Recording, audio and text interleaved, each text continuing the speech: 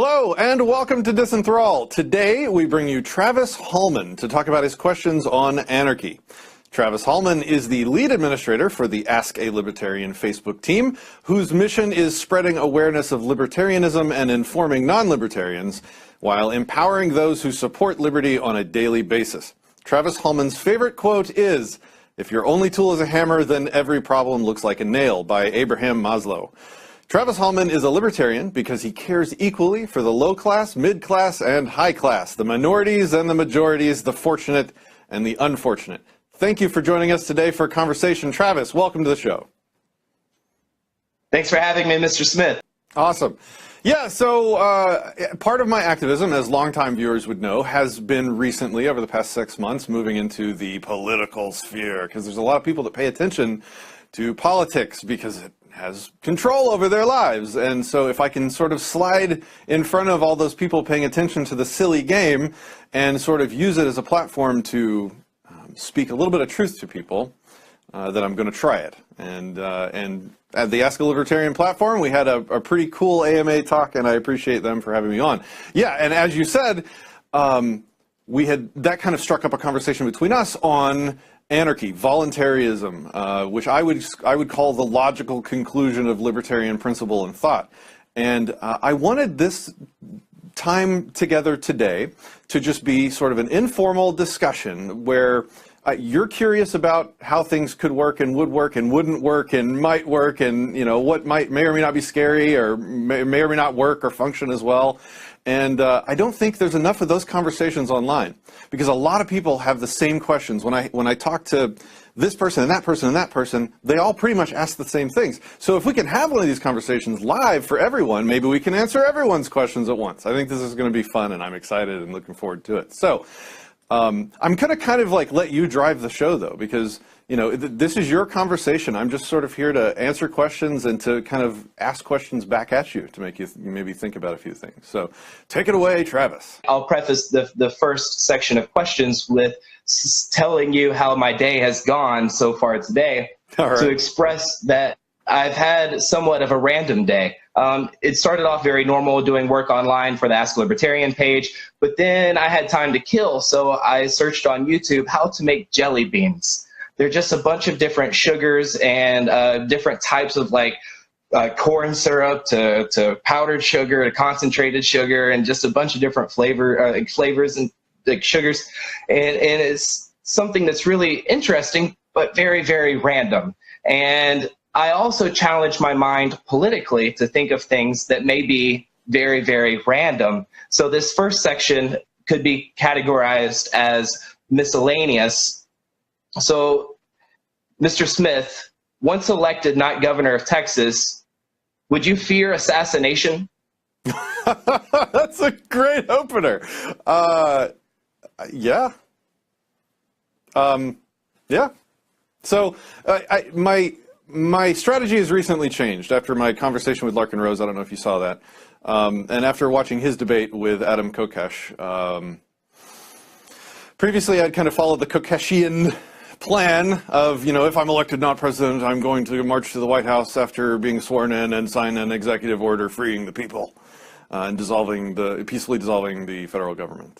Larkin's criticism of that was that you are using the libertarian platform to tell people that the way to achieve freedom is to vote for somebody to ride in on a white horse and with the power of executive order free everyone. But the reality is, and the true principled libertarian message is, the entire voting process is invalid. The system of government control is immoral and invalid and dumb, and should not be endorsed as the vehicle to achieve freedom because it's non-consensual. That makes it invalid. So in light of that, I recently changed my strategy to I'm just carrying a message. I should say we, it's not just me. I drafted it, and we're going to work on it as we go forward. A Declaration of Individual Independence, which is a much more libertarian plan. Everyone that wants to can participate. They can sign this Declaration of Individual Independence, and my role will simply be to amplify the message of that declaration to the world. If I win, it will be a triumph of that message, of a bunch of people saying that they withdraw their consent to be governed, and they're going to be doing that not because Patrick Smith rode in on a white horse and signed an executive order doing that. It's just a simple statement of fact in the world. They withdraw their consent, and I'm going to show that to the world. And it's not about me. It has nothing to do with me. I'm not saving or freeing anyone. I'm carrying a message of their withdrawal of consent, because that's what it takes. The only thing it takes to be free, the only thing it should take to be free, is a personal decision between your own two ears. I, Patrick Smith, withdraw my consent to be governed. And the moment I do that, all forms of non-consensual control over my life become invalid and immoral. And so that's the message I'm spreading. Sorry, I kind of went off topic there. But yeah, that's what I would say to that. So I think that's a great answer. It actually slightly in its own way reminds me of Martin Luther King Jr., because he had an audience. He had a lot of people looking at him. And with you having that individual Declaration of Independence, having collected multiple signatures would put an audience of eyes on you. And back to the question, if there ever was a point in time that you were assassinated for your leadership skills of liberty, then you would have an audience of people to record that and to carry that message on to the next generation and following generations. So that's a great answer. I appreciate your answer. Well, of course it's a possibility. Anytime you resist structures of power, the structure of power is going to resist back. And of course that might make me a target. I have a limited time to exist in this universe, and I can use that time for just personal narcissistic pleasure, or I can try and make the universe a slightly better place for my children. And I've chosen to do that, to try and make it as good of a place to live as I possibly can before I hand it over to them, so to speak. I think that's amazing. You just reminded me of Will Coley. Mr. Will Coley was a vice presidential candidate for he was seeking the nomination from the Libertarian Party to be the candidate for vice president.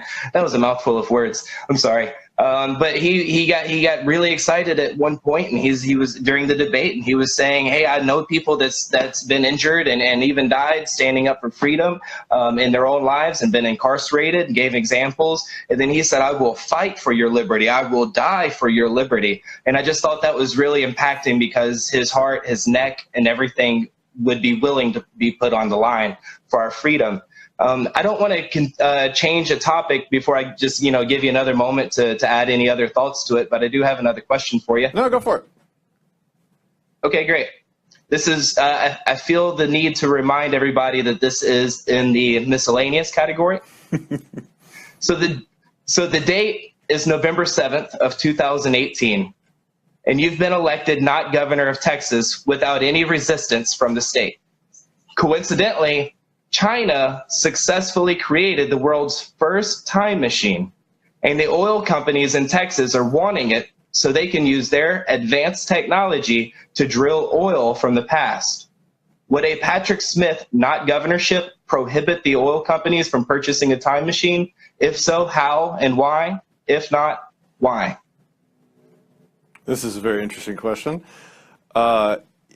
So there's a lot rolled into the very beginning of that premise, right? If Patrick Smith is elected not governor of Texas, it means that the majority of the political will has undergone a radical sea change to now believe that they should be free of non-consensual governmental control.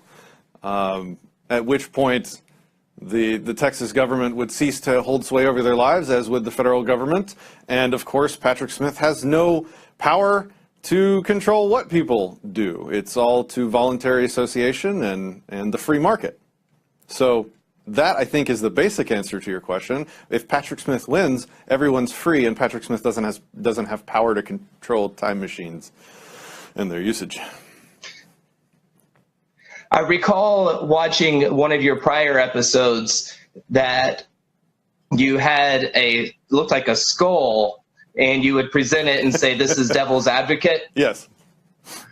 Okay, great. Can we pretend that I'm holding the skull? Sure. And now suddenly I'm just a statist.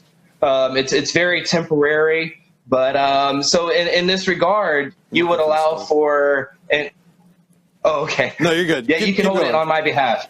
Yeah, you're good. Okay. So in this scenario, you would allow for the malevolent oil companies to travel and deplete the resources from prior years, prior decades, prior centuries, and then leave us with, theoretically, we would have everything, but we wouldn't be at this point because we wouldn't need these resources anymore because people have gone without them for so many years that time evolved to create new technologies. So it's a little bit of a straw diagram figuring out which way the time travel would go. But ultimately, from a status position, you would allow for them to travel freely through the dimension of time? So, assuming time travel exists, that doesn't change ethics. Ethics are universal. They apply equally to all people in all times and spaces. So if I'm able to go back in time and steal resources, then I'm committing theft. I'm aggressing against the people to do so, and the world will know about it. Adding time travel to the universe does not grant Patrick Smith new powers he didn't have before to regulate and control people.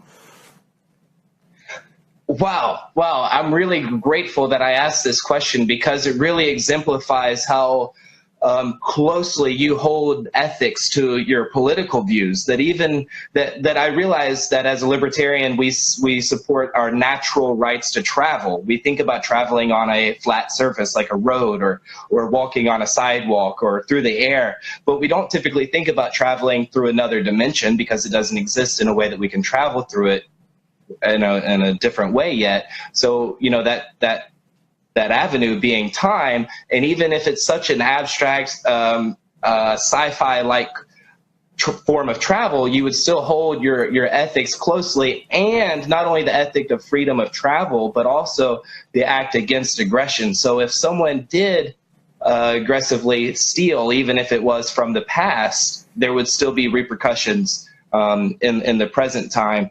So I guess that kind of actually drives it. Well, go ahead. That's how you extract the principle behind a scenario somebody gives you. What is the rule that you're testing in this situation?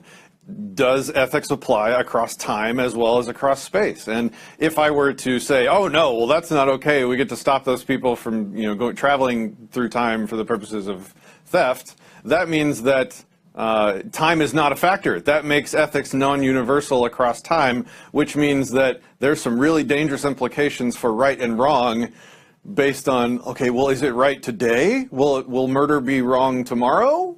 Are we sure? If I think someone is going to commit a crime 3 years from now, can I attack them today because this ethics doesn't really take into account time anymore? So consistency is key to everything. And I love consistency. I think I've heard you preach about that in a few different videos. Whenever I study philosophy, and I've studied many different philosophies, not just political ideas, I look for consistency. And where I see the most consistency, I find the most purpose, just the most, the best concepts, the most applicable concepts. So I'm going to take a minarchist position now as far as how would the oil company, the CEO, whoever is deciding they're going to travel through time to steal resources from the past, in a minarchist society, there's law enforcement, there's judges, there's military. So a minarchist could say that our state would incarcerate or punish those people accordingly. But how would those people be justly punished in an anarchist society? Emphasis on justly.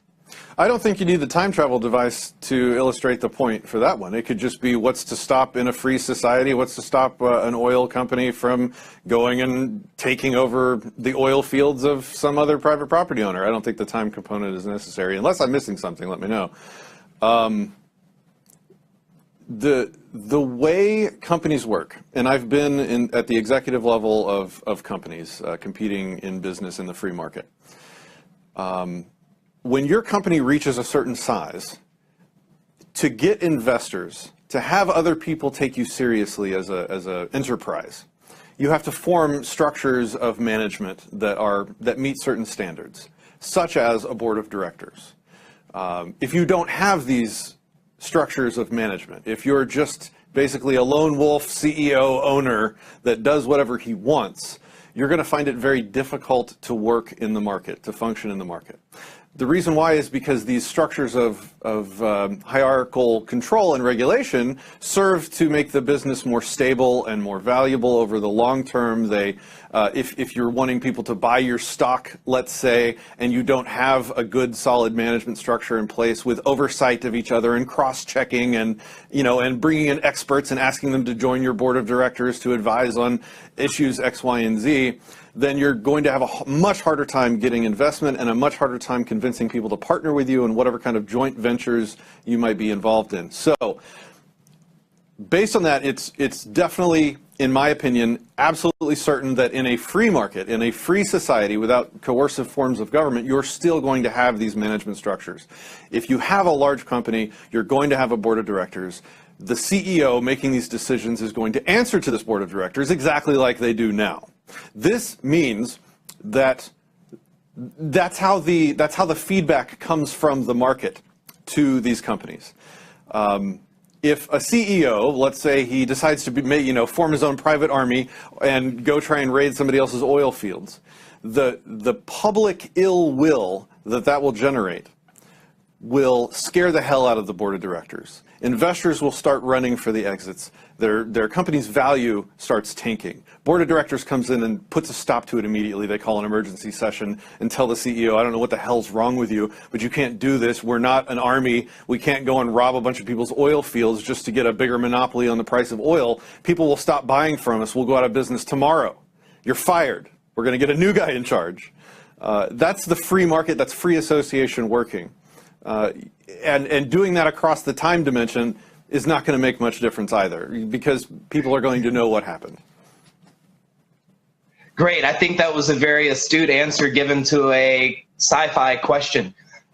So your answer actually reminded me of a communist, Stalin. No. He. I never let anybody say that to me.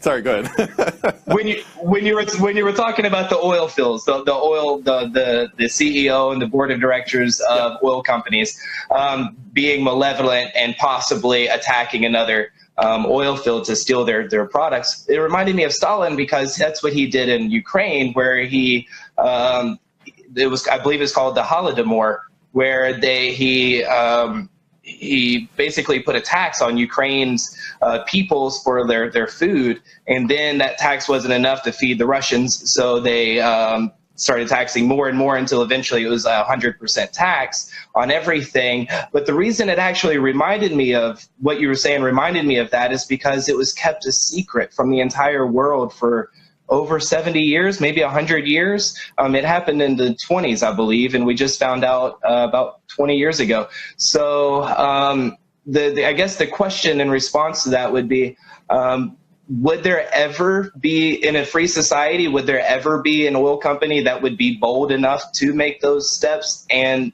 in the attempt to keep it a secret? There's so many factors that are hard to predict. So first of all, whoever owns the oil fields in the first place, it will have a defense force, likely covered by an insurance company that keeps it well funded and well protected. Second of all, any competitors to the attacking oil field company would love for them to try and capture their these people's oil fields, because they would immediately go on a marketing blitz, running commercials.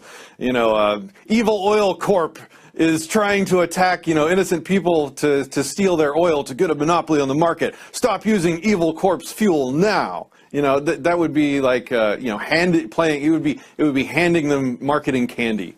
In a free society, unlike the government scenario, you're not keeping this stuff secret, because they're obviously capturing resources. People would know that happened, and there is no system of control in place to allow this stuff to happen, even though people know it's happening, and there's no system of control in place to keep the information quiet.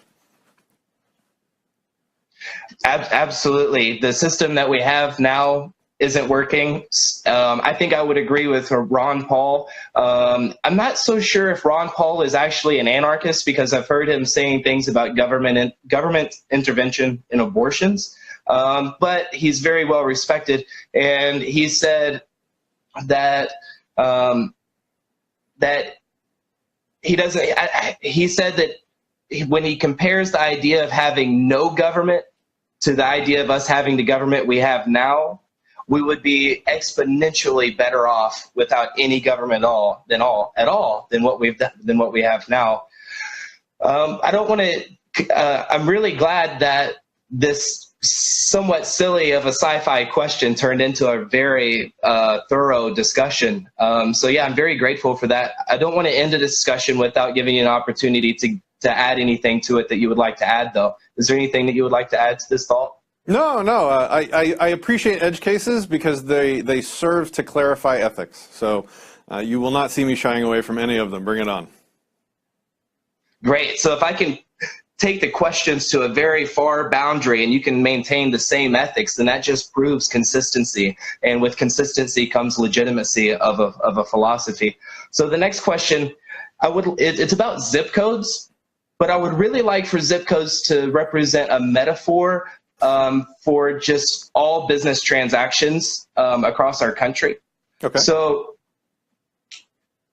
here's the question. How would zip codes maintain order in Texas with the remainder of the country if all the government in Texas is abolished with your not governorship?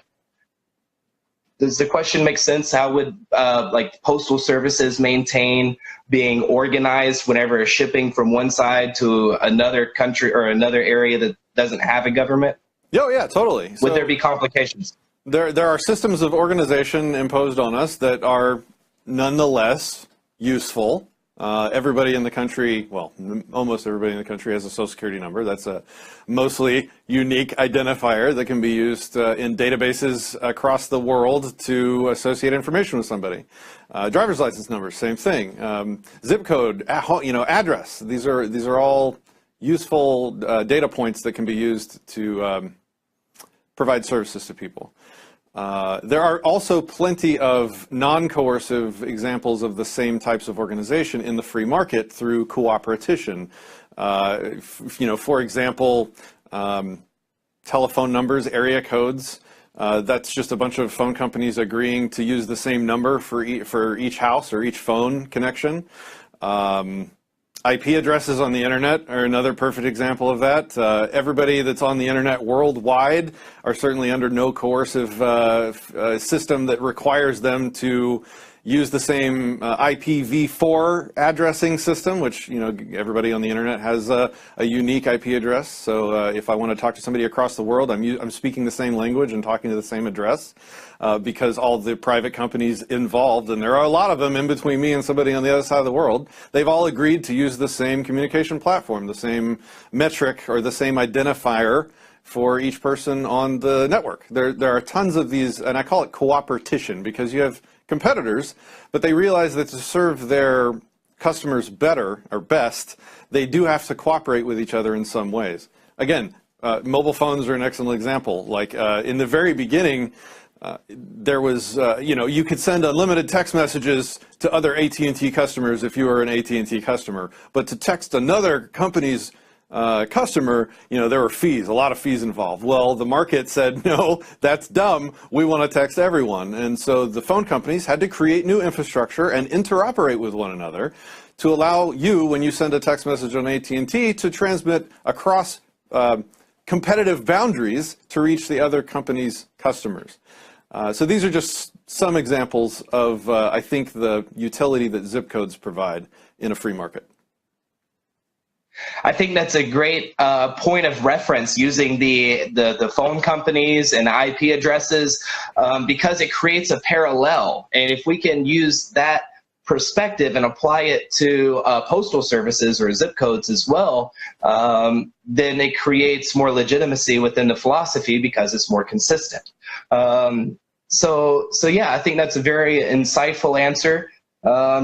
And you actually answered the next question that I had for you. It was about Social Security numbers and how I used my time machine to see that question ahead of time, and so yeah, that's how I knew I was going.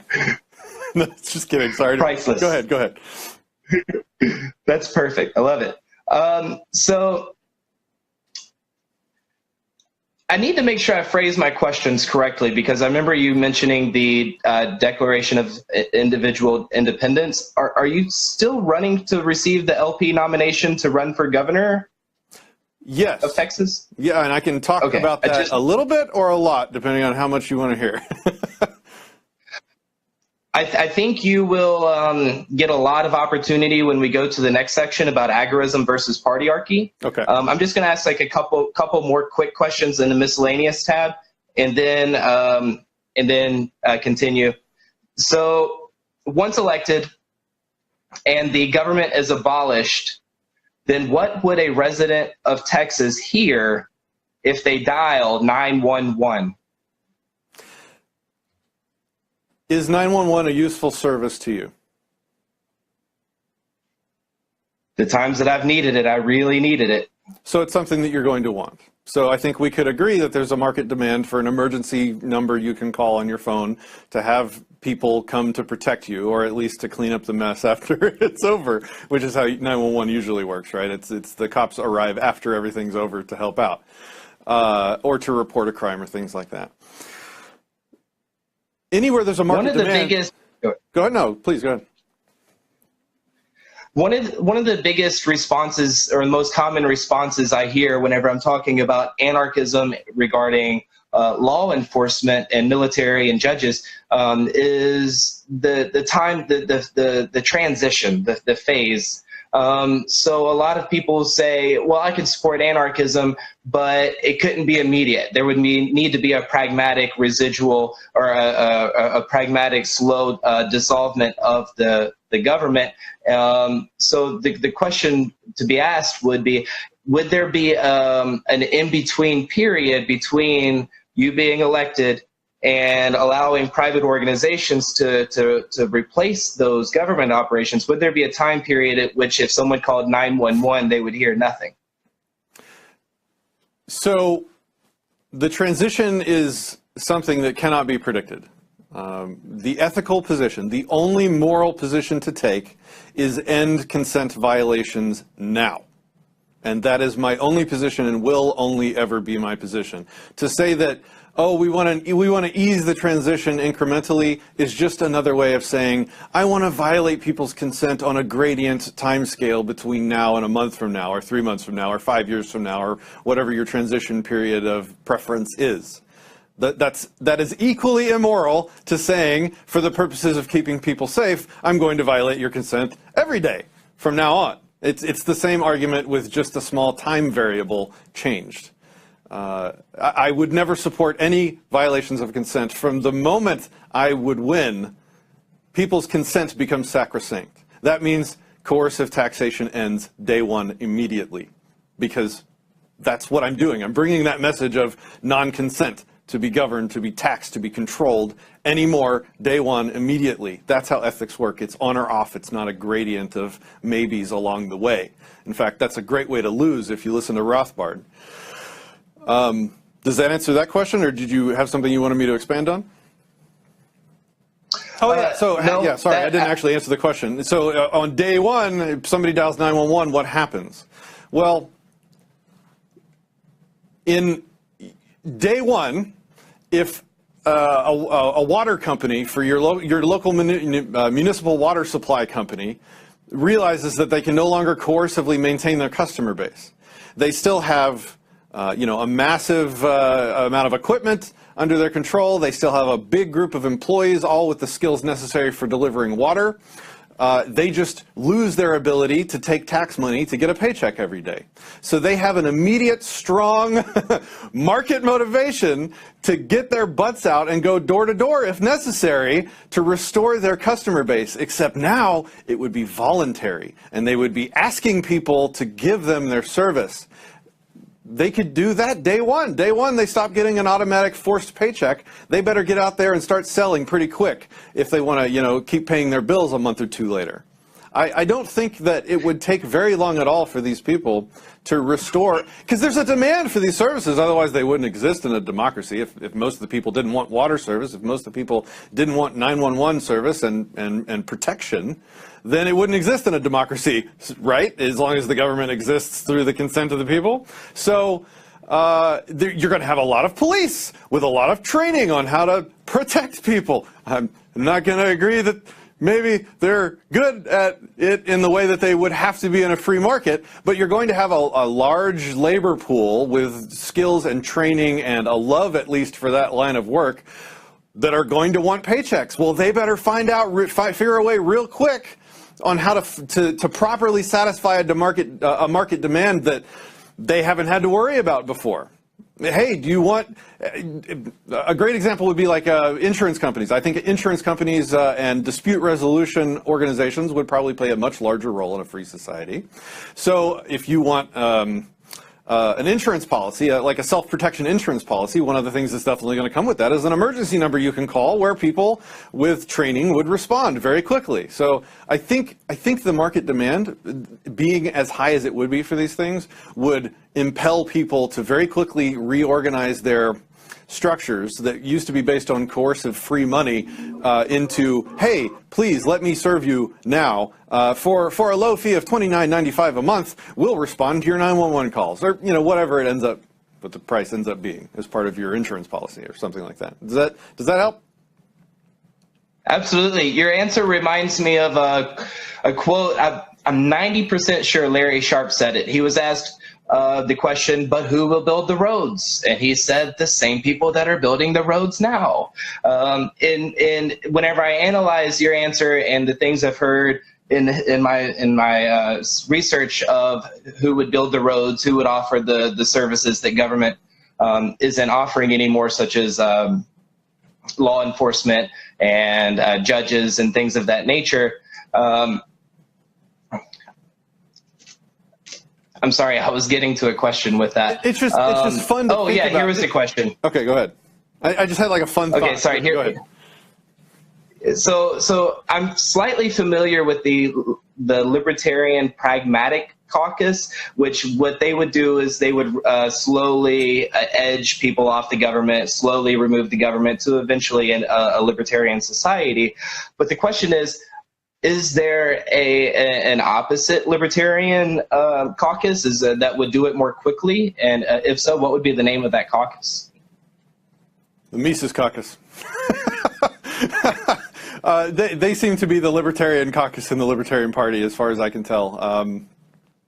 Yeah, that would be my... The cool thing I was thinking of was just like, imagine sitting in your house, day 2 after the government is abolished and you're free, and your doorbell rings, and the chief of police is going door to door saying, hey, we've lost our income. Would you please sign up with our new safety protection service? We're going to, agree to provide these services. We're going to agree to try and protect you from these things. And we also agree that, we're going to stop abusing you for victimless crimes like stop signs and vegetation in your pocket. Please, sir, please sign up with our service. First of all, I would slam the door in his face, tell him to get the F off my property. But, but like then like 10 minutes later, your doorbell rings again, and it's the dudes from the water company. And 10 minutes later, it's the dude from the roads in the local area. Like, it would just imagine the first week of being free. All the people, all the services that you've been forced to fund the entire time, you would finally be in control, and you'd finally have that power, and they would be coming and begging you for your money instead of just depending on guns to take it from you. Oh God, it would be so cool.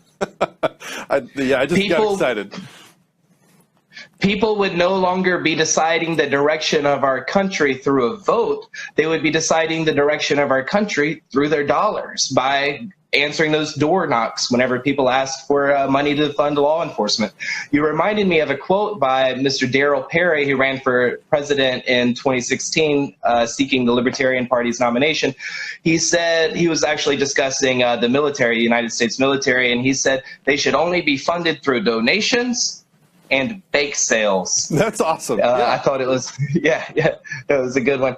So I don't want to end this question, this topic before I give you an opportunity to add any. Okay, cool. So I'd like to present a question that our team was asked in the earlier phases of developing.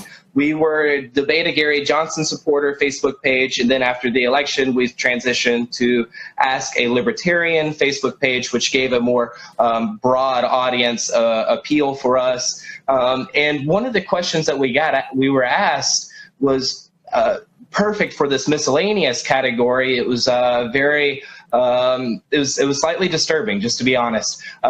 One of the people asked, would necrophilia be legal in a libertarian society? So I would just like to forward this question to you in an anarchist society. And what we couldn't just simply say yes or no. We had to offer a rationale explanation for why we supported what we supported. So in my humble curiosity, what would have you responded to our fan? Okay. So there are all sorts of behaviors that some people find distasteful. So there's multiple parts to this answer, probably. The first part is that in a free society, people are going to organize with communities of like mind. And those communities are going to voluntarily agree to behave by certain behavioral standards. So if you're in a community that abhors necrophilia and you've agreed voluntarily to live in that community, and then you transgress that particular thing, then you're going to suffer whatever consequences you agreed to suffer when you chose to move into that community and abide by those rules. That's kind of phase one. So phase two would be, or answer, maybe another part two of the answer, if we just want to put aside the practical, like what would happen in society and communities organizing thing, and we just want to talk about the ethics. What is the ethics of such an act? All rights are property rights. And so the thing that makes it immoral for you, well, let's not use me as an example because that makes the conversation intimate. So the thing that makes person A unable to ethically force themselves on person B's body while they're alive is because person B has ownership of that property. They have ownership of that body. Ownership, the coolest way to explain ownership, in my opinion, is it is the right to exclude others from the use of that thing. Like, that is the shortest, most condensed, what is property, what is a property right answer I've ever heard. So person B has the right to exclude others from the use of that property. So person A, that means rape is immoral because person B doesn't consent. If person B ceases to exist, it's still a piece of property. Who owns it? I would say that most likely all property generally by default is understood to fall to, the family of the deceased. And so I would also assume that the family of the deceased would disallow people from using that property in any nefarious ways that they wanted. Therefore, it would still be just as much a violation of property rights as it would have been when the person was still alive. How is that? That was the first time I've ever taken on necrophilia. I think your answer actually provides for great substance in a very real realm of property rights. And where does that line get drawn, and whose property is whose if the person is deceased?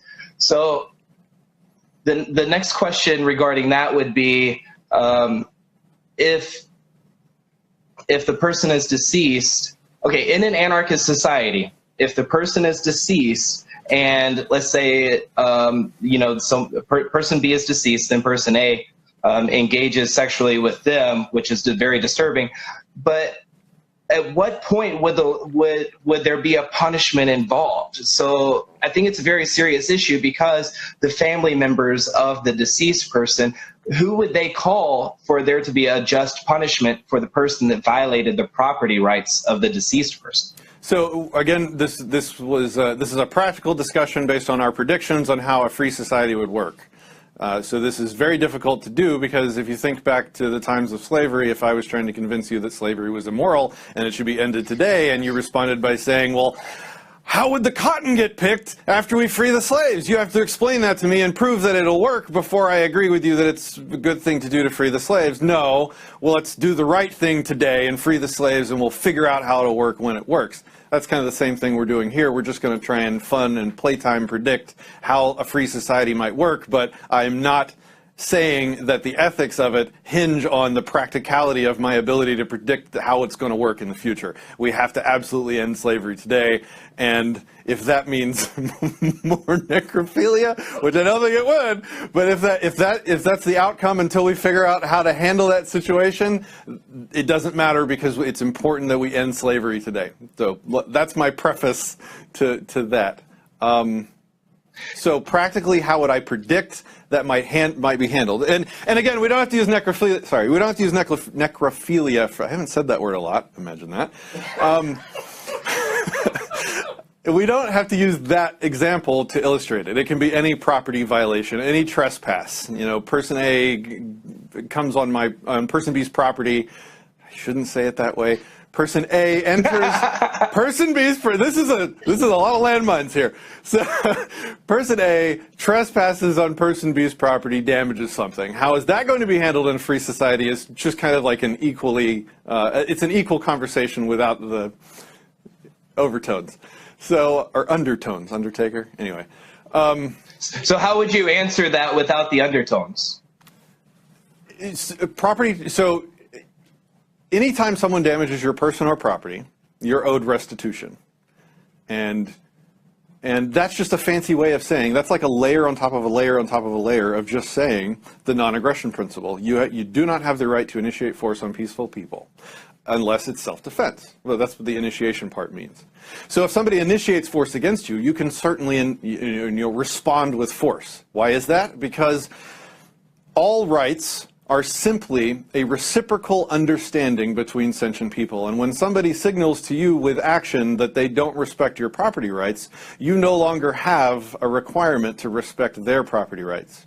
So, build on that a couple levels, and now we have a property dispute between somebody that damaged property or trespassed or raped or whatever. They're owed restitution for that crime. That's a fancy way of saying I can now use force against you to make myself whole again or to defend myself.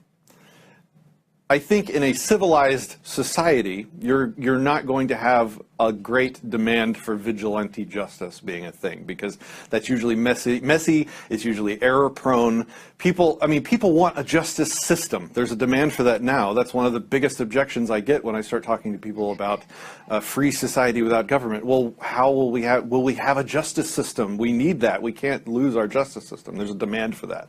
So that means there's going to be a lot of insanely smart business people competing with each other now to provide the most just, the most respectable, the most affordable, which is something that you don't have now, justice system to resolve property disputes. Your insurance company will likely have a menu for you to select from of which, justice company you want them to, handle your disputes through, as will the attacker's, company will have an agreed justice system, and there will be arbitration, and crimes will get handled, and restitution will be assigned in these ways.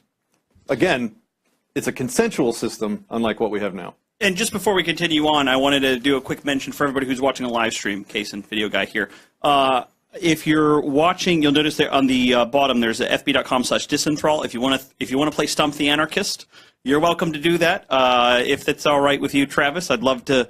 We should make that a thing. We should do a monthly Stump the Anarchist. Stump the Anarchist. Yeah. So fb.com/disenthrall. That's where I'm moderating the chat. So I see you, Sarcasm and Liberty, and a couple others. So if you have any questions, throw them out there, and I'll maybe interjecting in the next little bit here. So without further ado, back over to you, Mr. Travis. Yeah, this has been an amazing discussion that it was originally just kind of titled as random or miscellaneous, and I feel like we've had some very substantial topics get brought up for discussion. So I'm actually really grateful that I asked these random questions.